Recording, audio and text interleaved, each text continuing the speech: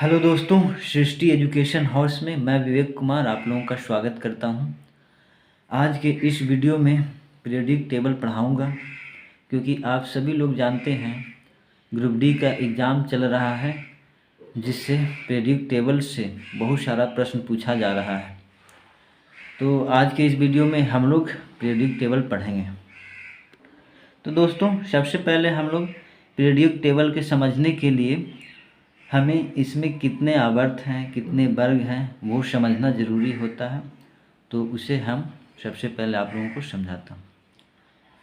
दोस्तों, ये जो क्षैतिज कॉलम बना हुआ है, इसे आवर्त कहा जाता है। दोस्तों, आवर्त ये एक क्षैतिज कॉलम बताया अभी, वो आवर्त ये होता है, क्षैतिज कॉलम आवर्त होता है। तो आवर्त की संख्या हम लोग गिनेंगे कितना है। ये देखिए, 1, ये 2, ये 3, ये 4, ये 5, ये 6 और ये 7। तो आवर्त की संख्या आवर्त सारणी में 7 होता है। और वर्ग की संख्या अब हम लोग गिनेंगे। देखिए, वर्ग जो स्तंभ होता है उसे वर्ग कहा जाता है। स्तंभ कहें तो जो बिल्कुल खड़ा होता है उसे स्तंभ कहते हैं। तो देखिए, वर्ग की संख्या 1, 2, 3, 4, 5, इसी तरह पूरा देखिए 16, 17, 18, यानी ये जो पूरा स्तंभ है जो उसकी संख्या कितनी है, 18। तो वर्ग की संख्या कितनी हो गई, 18। दोस्तों, हाल ही में 23 अगस्त को जो ग्रुप डी का एग्ज़ाम हुआ था, उसमें डायरेक्ट क्वेश्चन पूछ दिया था कि मेंडलीव के आवर्त सारणी में कितने आवर्त और कितने वर्ग। तो इससे हमेशा प्रश्न पूछा जाता है किसी भी एग्ज़ाम में। तो आप लोग इस चीज़ को ध्यान दीजिएगा। दोस्तों, अब हम लोग आगे चलते हैं और देखते हैं कि सबसे पहले पीरियोडिक टेबल को वर्गीकरण किसने किया था। तो आइए हम लोग बिना समय का विलंब किए हुए देखते हैं। दोस्तों देखिए, डोबेरायन ने सबसे पहले त्रिक नियम दिया था। तत्वों को वर्गीकरण की जो प्रणाली शुरू हुई थी, उसमें डोबेरायन ने सबसे पहले नियम बनाया, जिसे त्रिक नियम कहा गया। ये त्रिक नियम क्या होता है उसके बारे में हम लोग समझते हैं। देखिए, जर्मनी रसायनज्ञ वुल्फगांग डोबेरायन ने 1817 ईस्वी में तीन यहाँ तत्व हो जाएगा, 3 तत्व वाले कुछ समूह को चुना, जिसे त्रिक कहा गया। एग्जाम्पल के तौर पर हम लोग देखेंगे,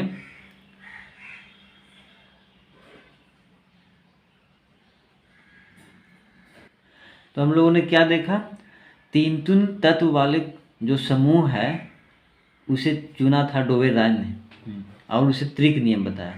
तो ये त्रिक नियम क्या होता है, इसके बारे में हम लोग जानते हैं। देखिए, त्रिक नियम में उन्होंने, डोबेरायनर ने ये बताया कि 3 नियम जो ये त्रिक नियम में ये था दोस्तों, कि पहले यहाँ पे देख रहे हैं एग्जाम्पल में लिथियम, सोडियम और पोटेशियम है। तो पहले और अंतिम यानी तीसरे तत्व का जो परमाणु द्रव्यमान होता है, उसका जो औसत आएगा वो बीच वाले तत्व के बराबर आएगा। तो इस तरह उन्होंने त्रिक नियम दिया। लेकिन ये त्रिक नियम सारे पीरियोडिक टेबल के सारे तत्व पर लागू नहीं होता था, जिसके कारण ये त्रिक नियम असफल रहा। तो उसके बाद आए न्यूलैंड्स। तो हम लोग देखते हैं न्यूलैंड्स का क्या नियम था। तो दोस्तों, न्यूलैंड्स ने आवर्त सारणी में अष्टक नियम दिया था। तो न्यूलैंड्स का अष्टक नियम ये कहता था कि प्रत्येक 8वें तत्व का गुणधर्म समान होता है। एग्जाम्पल में देखिए, जैसे ये लिथियम है, इससे अब 8वां तत्व चले जाइए, सोडियम। देखिए 1, 2, 3, 4, 5, 6, 7, 8, ये दोनों का, लिथियम और सोडियम दोनों का गुणधर्म बिल्कुल समान होगा। उसके बाद अगर ऐसे देखेंगे तो बेरिलियम को मैग्नीशियम से तुलना करेगा, तो बेरिलियम और मैग्नीशियम का गुणधर्म समान होगा। अष्टक नियम में इन्होंने ये बताया कि प्रत्येक आठवें तत्व समान गुणधर्म के होते हैं, उन्होंने ये बताया। और ये देखिए यहाँ पे न्यूलैंड्स ने तत्वों का वर्गीकरण परमाणु द्रव्यमान को बढ़ते क्रम में क्लासिफाइड किया। न्यूलैंड्स के समय ज्ञात तत्वों की संख्या 56 थी। तो न्यूलैंड्स का जो नियम था, अष्टक नियम, वो 56 तत्व तक ही समाप्त हो जाता था। बाद में ढेर सारे नए तत्व आ गए, जिसके कारण न्यूलैंड्स का अष्टक नियम भी फेल हो गया। तो दोस्तों, डोबेरायन का त्रिक नियम से ये भी प्रश्न बन जाता है कि डोबेरायन ने कौन सा नियम दिया, या फिर प्रश्न डायरेक्ट पूछ देता है कि त्रिक नियम किसने दिया, तो डोबेरायनर ने। अष्टक नियम किसने दिया, तो न्यूलैंड्स ने। तो ये सारी चीज़ें आप लोगों को याद होनी चाहिए। अब हम लोग आते हैं मेंडलीव के नियम की ओर। दोस्तों, मेंडलीव का जो आवर्त सारणी था, वो भी परमाणु द्रव्यमान को बढ़ते क्रम में तत्वों का वर्गीकरण किया। वह एक रसायन वैज्ञानिक थे। उन्होंने 1869 ईस्वी में तत्वों का वर्गीकरण किया। तो मेंडलीव का जो परमाणु वर्गीकरण की जो प्रणाली थी दोस्तों, वो परमाणु द्रव्यमान को बढ़ते क्रम में था। परमाणु द्रव्यमान को बढ़ते क्रम में मतलब आप लोग समझ सकते हैं, अभी का जो पीरियोडिक टेबल है वो परमाणु क्रमांक पर आधारित है, लेकिन मेंडलीव ने जो आवर्त सारणी दिया वो परमाणु द्रव्यमान पर आधारित था। जिसका द्रव्यमान संख्या सबसे कम है उससे जो ज़्यादा है उसके बाद, उससे जो ज़्यादा उसके बाद, यानी कहने का मतलब है कि परमाणु द्रव्यमान को बढ़ते क्रम में तत्वों का वर्गीकरण किया।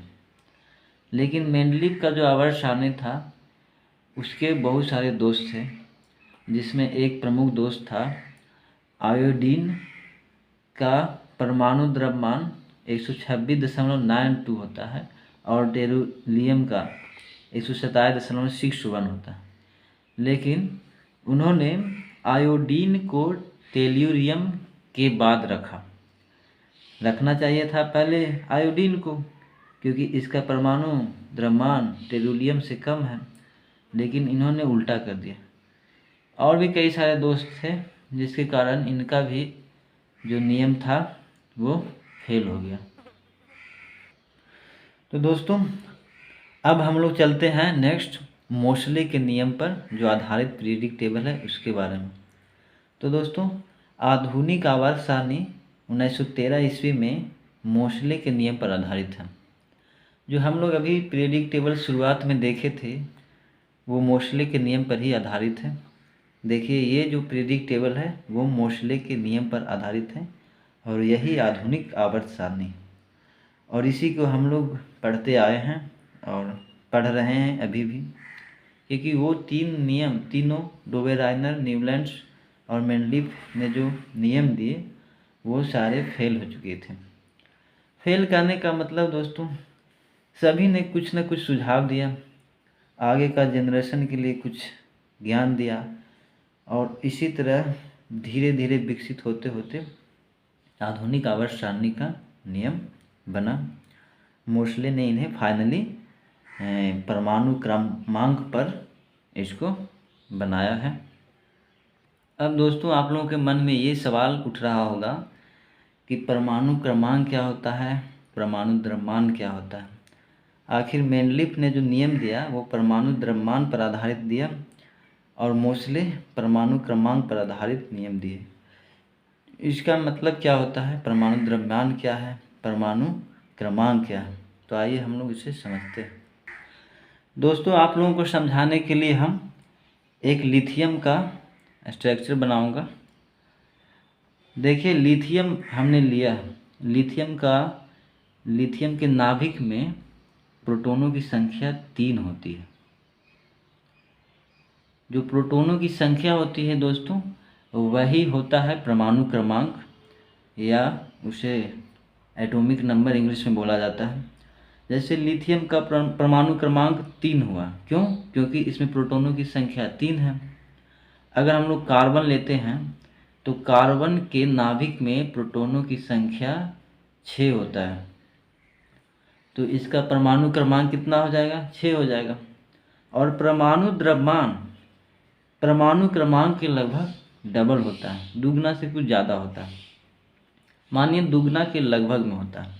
तो मान लिया जाए इसका लिथियम का परमाणु क्रमांक 3 है, तो इसका परमाणु भार 3 दूना 6 के बराबर होगा। कार्बन का परमाणु क्रमांक 6 है, तो इसका परमाणु भार 6 गुना 2 यानी डबल, यानी 12 के करीब होगा। यानी 12 से ज़्यादा भी हो सकता है, कम भी हो सकता है, लेकिन ज़्यादातर में डबल ही होता है। बस इतना समझिए कि परमाणु क्रमांक का डबल परमाणु भार होता है। पीरियोडिक टेबल से एक चीज़ और सीखना है दोस्तों आप लोगों को, उसके बाद हम अगले वीडियो में आप लोगों को ऑब्जेक्टिव प्रोवाइड करा दूंगा, जिससे इससे जितने भी एग्ज़ाम में पीरियोडिक टेबल से प्रश्न पूछे जाते हैं आप लोगों का एक भी नहीं छूटेगा। तो आइए हम लोग पहले इसे समझते हैं। एक और चीज़ है जो दोस्तों, वो चीज़ ये है कि वर्ग में ऊपर से नीचे आने पर परमाणु का आकार बढ़ता है। वर्ग तो बताए थे, ये है जो 18 गो स्तंभ है वो वर्ग है। तो वर्ग में ऊपर से नीचे आने पर परमाणु का आकार बढ़ता है और विद्युत धनात्मकता बढ़ता है। क्योंकि आकार बढ़ेगा तो धनायन भी बढ़ेगा, क्योंकि प्रोटॉनों की जो संख्या होती है उस पर चार्ज जो होता है प्लस पॉजिटिव चार्ज होता है। तो जितना प्रोटॉनों की संख्या बढ़ेगा उतना विद्युत धनात्मकता भी बढ़ेगी। तो वर्ग में ऊपर से नीचे आने पर परमाणु का आकार बढ़ता है और विद्युत धनात्मकता बढ़ता है। और इसके जस्ट उल्टा हो जाएगा, आवर्त में बाएं से दाएं जाने पर विद्युत ऋणात्मकता बढ़ती है और इसके जस्ट अपोजिट हो जाएगा दोस्तों, क्योंकि आवर्त में बाएं से दाएं जाने पर परमाणु का आकार घटता है और विद्युत धनात्मकता भी घटती है। ये चीज़ सिर्फ ध्यान दीजिएगा आप लोग कि ऊपर से नीचे आने पर परमाणु का आकार बढ़ता है और विद्युत धनात्मकता बढ़ती है, और बाएं से दाएं जाने पर दोनों चीज़ घटता है। एक चीज़ और है कि वर्ग में ऊपर से नीचे आने पर आयनन ऊर्जा घटता है, विद्युत ऋणात्मकता घटता है और इलेक्ट्रॉन की प्रीति घटती है। ये 3 चीज़। और वही उसका जस्ट अपोजिट हो जाएगा कि आवर्त में बाएं से दाएं जाने पर आयनन ऊर्जा बढ़ती है, विद्युत ऋणात्मकता बढ़ती है और इलेक्ट्रॉन की प्रीति बढ़ती है। तो ये चीज़ आप लोगों को मैं ऑब्जेक्टिव का जो आप लोग प्रश्न दूंगा उसमें ये सारा चीज़ को बता दूंगा। आप लोग बिल्कुल टेंशन मत लीजिएगा कि समझ में नहीं आ रहा है। आप लोग क्वेश्चन देखिएगा तो उसे डेफिनेटली समझ पाइएगा। दोस्तों अगले वीडियो में हम आप लोगों को पीरियोडिक टेबल से रिलेटेड जितने भी ऑब्जेक्टिव हैं वो सारे प्रोवाइड करा दूंगा। मिलते हैं हम लोग नेक्स्ट वीडियो में, तब तक के लिए धन्यवाद। दोस्तों अगर आप लोग इसका स्क्रीनशॉट लेना चाहते हैं तो ले सकते हैं।